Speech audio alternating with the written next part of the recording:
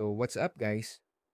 Sa video natin ngayon, ituturo ko sa inyo kung paano maklaim ang free data sa smart gamit lamang ang code. Kung nagtitipid ka sa data, siguradong makakatulong ito. Simple lang ang steps, kaya panoorin nyo hanggang dulo. Step 1.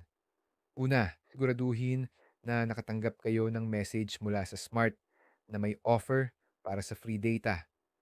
Kung meron na, ang gagawin nyo lang ay mag-text sa 5858 gamit ang code na YAY.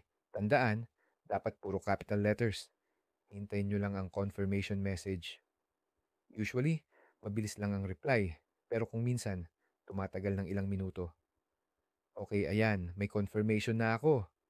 Sabi dito, pwede ko na daw gamitin ang free data ko. Excited na akong itest ito. Step 2.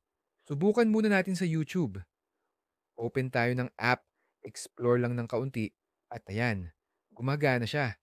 Malinaw na malinaw, may free data talaga ako. Step 3. Next, punta naman tayo sa Facebook. Kanina, wala akong pang data. Pero ngayon, i-click natin ang Use Data to See Photos. Tignan natin kung gagana. At ayan guys, nakaka-browse na ako kahit wala akong load. Ang galing, di ba? Step 4.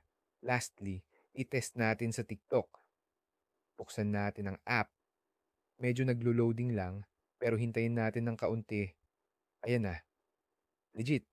Working talaga. May free data na rin ako para makapag-TikTok. Kaya kung wala pa kayong load, subukan nyo na ito.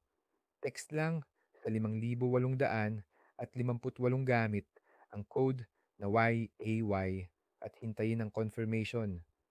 Pero tandaan, baka limited time offer lang ito, kaya huwag nyo nang palampasin. Salamat sa panonood, guys. Don't forget to like, share, and subscribe para sa iba pang tips. See you sa next video.